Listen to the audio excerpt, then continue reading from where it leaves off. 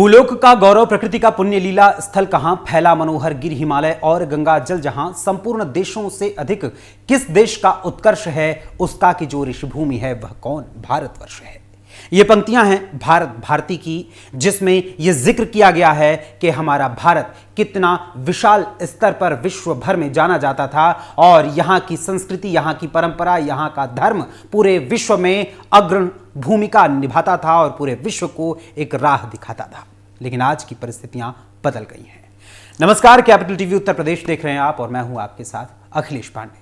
आज की बदली हुई परिस्थितियों को देखते हुए सुप्रीम कोर्ट के वरिष्ठ अधिवक्ता हैं अश्विनी उपाध्याय, जो देश भर में घूम घूम कर सभी सनातनियों, सभी हिंदुओं और सभी हिंदू धर्म को मानने वाले लोगों के साथ साथ जैन, बौद्ध और उसके अतिरिक्त अन्य ऐसे धर्मों को जो लगातार सनातन संस्कृति, सनातन परंपरा, सनातन धर्म से जुड़े हुए हैं, उन सभी को यह समझाने में लगे हुए हैं कि किस तरीके से इस देश में कट्टरपंथियों ने लव जिहाद, ड्रग जिहाद, लैंड जिहाद, तमाम जिहादों के नाम पर इस देश को खोखला करने का काम किया है और किस तरीके से इस देश के कई राज्यों से हिंदुओं को खत्म करने का काम किया है। खास करके सनातनियों को मिटाने की एक नाकाम कोशिश तो कर रहे हैं पूरे भारत में, लेकिन यह नाकाम कोशिश कहीं ना कहीं उनकी जो कार्यशैली है उसको देखते हुए यह सच में बदल सकता है और बटेंगे तो कटेंगे का नारा भी सत्य साबित हो सकता है।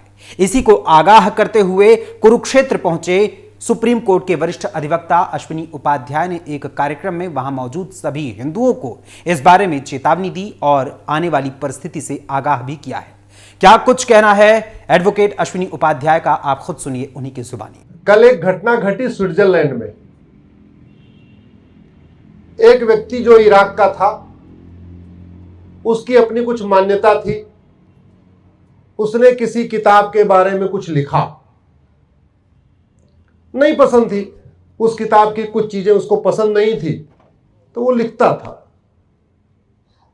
काफी दिन से गुमनाम जिंदगी जी रहा था। घर पे ऑनलाइन सामान मंगा के रहता था, बाहर मार्केट में भी नहीं जाता था। ऑनलाइन सामान जो डिलीवरी करता था, उस व्यक्ति को शक हुआ कि क्या कारण है, ये सिगरेट भी घर में ही मंगाता है, कोल्ड ड्रिंक भी घर में ही मंगाता है, खाना भी घर में ही मंगाता है, बाहर कुछ खरीदता ही नहीं। महाराज जी, उस व्यक्ति ने, क्योंकि वो देख रहा था लगातार वो डिलीवरी कर रहा था और हर चीज होम डिलीवरी कर रहा था, उसको लगा कुछ तो गड़बड़ है और उसने जासूसी कर दिया कि एक व्यक्ति है जो सब कुछ घर में ही मंगाता है और बाहर से कुछ नहीं लेता। उसने सिगरेट मंगाया, जैसे बालकनी में सिगरेट पीने गया वैसे उसको गोली मार दी गई। ये दुर्भाग्य है कि उसके बारे में बहुत कम लोग जानते हैं। उसका नाम है सलमान मोमिका। इराक का रहने वाला था, स्वीडन में रह रहा था। हमारे देश में जिन लोगों ने कुरीतियों पे बोला, हमने उनका गला नहीं काटा, हमने उनको हाथों हाथ ले लिया। जिन लोगों ने कुप्रथाओं के बारे में आवाज उठाई, हमने उनका घर नहीं जलाया, सर नहीं काटा, जिंदा नहीं जलाया, हमने उनको हाथों हाथ ले लिया। जिन लोगों ने इवन हमारे मनुस्मृति के कुछ श्लोकों के बारे में बोला, उनका भी कुछ नहीं हुआ, आराम से वो पूरे जीवन जीते रहे। कुछ लोगों ने भगवत गीता के बारे में कुछ श्लोक के बारे में बोला, कुछ लोगों ने हमारे सत्यार्थ प्रकाश के खिलाफ कुछ बोला, कुछ लोगों ने हमारे रामायण के खिलाफ कुछ बोला। किसी को मारा गया क्या? जोर से बताइए जरा। नहीं मारा। लेकिन दूसरी तरफ जिन लोगों ने बाइबल के खिलाफ कुछ बोला, या तो उनका गला काटा गया, या तो उनको जिंदा जलाया गया, या तो उनको गोली मारी गई, कुछ न कुछ हुआ। और सेम स्थिति दूसरे और भी किताबों के बारे में थी।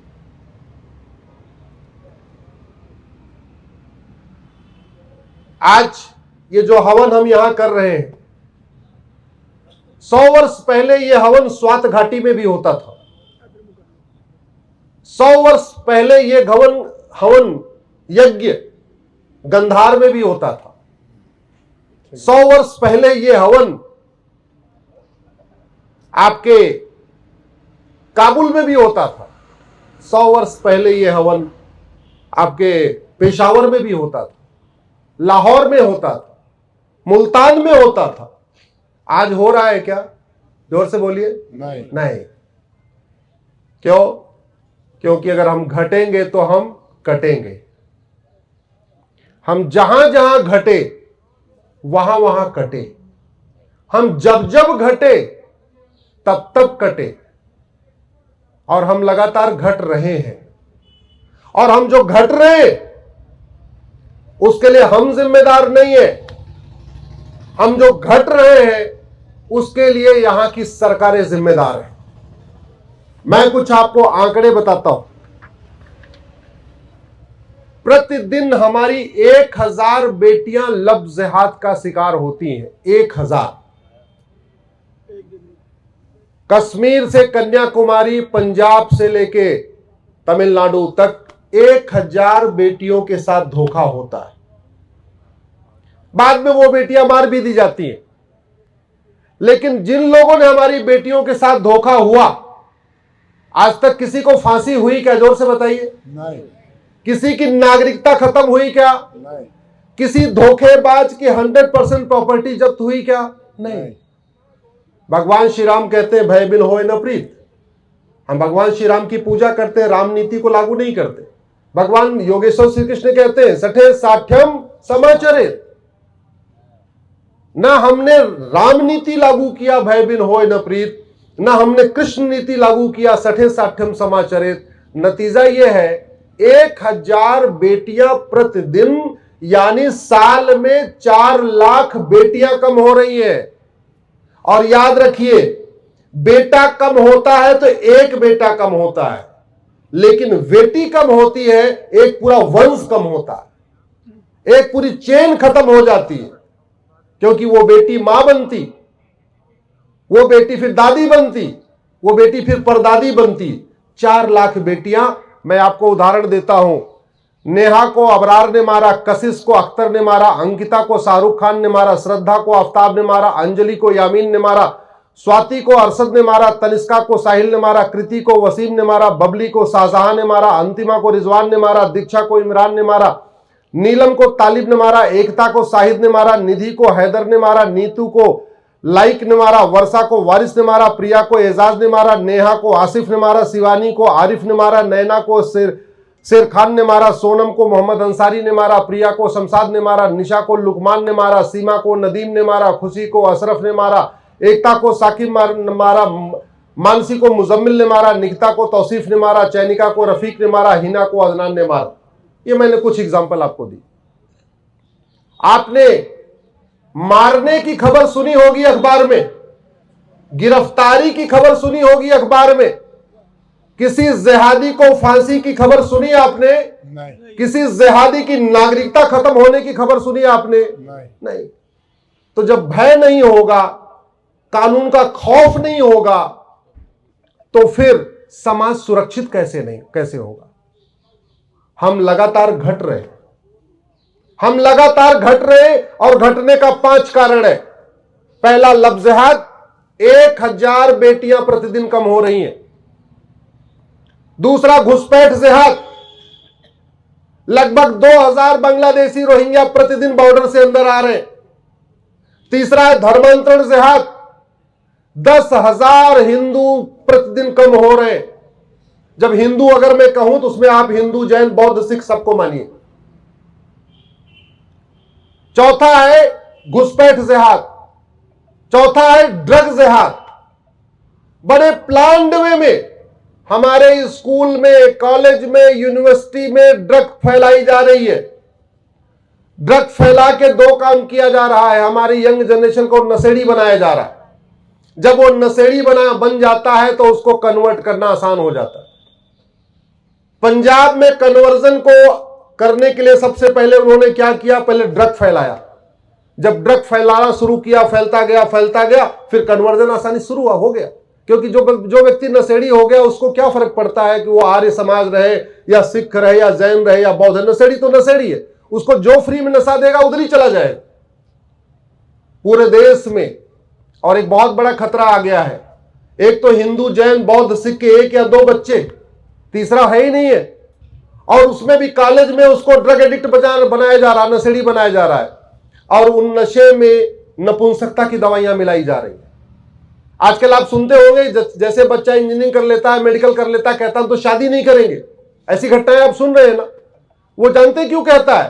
क्योंकि वो 2-3 साल नशा लेने के बाद वो नपुंसक हो चुका है, वो शादी के लायक बचा ही नहीं है। तो इज्जत बचाने के लिए कहता मैं शादी नहीं करूंगा। सच्चाई यह है वो शादी के लायक बचा ही नहीं है। 5वां जिहाद चल रहा है, जनसंख्या जिहाद। 90,000 बच्चे प्रतिदिन पैदा हो रहे हैं, उसमें हिंदू, जैन, बौद्ध, सिख मिला के 45,000 है बस। यहां बैठे हुए, यहां कोई 4 या 5 से ज्यादा वाला कोई परिवार हो, जरा हाथ उठाए। यहां बहुत सारे लोग बैठे हैं, क्या कोई 5 से ज्यादा वाला? 4 से ज्यादा? एक सज्जन बैठे, जरा उनके लिए ताली बजाइए। सब लोग, कम से कम एक तो है, इतनी बड़ी सभा में कम से कम कोई एक तो है। यह हमारे लिए बहुत बड़ा खतरा है। आज मैं हरियाणा की पवित्र भूमि से सभी हरियाणा वासियों को, सभी पंजाब के लोगों को एक फार्मूला बताता हूं। जनसंख्या तो 10 साल में, जनसंख्या की गणना 10 साल में एक होती, जो जनगणना होती 10 साल में होती है। लेकिन वोटर लिस्ट हर चुनाव के पहले बनती है। पार्षद का चुनाव होगा तब भी वोटर लिस्ट नहीं बनेगी, प्रधान का होगा तब भी वोटर लिस्ट नहीं बनेगी, विधानसभा का चुनाव होगा तब भी वोटर लिस्ट नहीं बनती, लोकसभा का होता तो भी नहीं बनती, हमेशा अपडेट होती है। आप किसी एक अपने लोकसभा क्षेत्र की वर्तमान वोटर लिस्ट और 25 साल पुरानी वोटर लिस्ट देख लीजिए, एक किसी अपने विधानसभा की, अपने लोकसभा की, फिर आपको पता चलेगा कि आपके विधानसभा की भी डेमोग्राफी बदल गई है, आपके लोकसभा की भी डेमोग्राफी बदल गई। हरियाणा में 22 जिले हैं, सबके सभी जिलों की डेमोग्राफी बदल रही है, घुसपैठ के कारण, धर्मांतरण के कारण, जनसंख्या विस्फोट के कारण। जिस तरीके से देश में लगातार ड्रग जिहाद, लव जिहाद, लैंड जिहाद और तमाम तरीके के कट्टरपंथी जिहादियों का आतंक बढ़ता जा रहा है, उसको लेकर लगातार अश्विनी उपाध्याय देश भर में घूम घूम कर विभिन्न राज्यों, विभिन्न जिलों, विभिन्न तहसीलों में विभिन्न कार्यक्रमों में शामिल होकर सभी हिंदुओं को, सभी सनातनियों को जागृत करने का काम कर रहे हैं। और उसी के तहत कुरुक्षेत्र में पहुंचकर भी उन्होंने यही काम किया है। ऐसी परिस्थिति में देश के वर्तमान हालात और देश में हिंदुओं और खास करके सनातनियों को लेकर होने वाली परिस्थितियों को आगाह करते हुए अश्विनी उपाध्याय ने जो चेतावनी दी है, उसको लेकर आपका क्या विचार है, अपने कमेंट्स के माध्यम से हमें जरूर बताइएगा। फिलहाल अभी के लिए बस इतना ही। फिर मुलाकात होगी किसी और खबर, किसी और मुद्दे, किसी और विषय के साथ। तब तक के लिए अनुमति दीजिए। धन्यवाद, नमस्कार।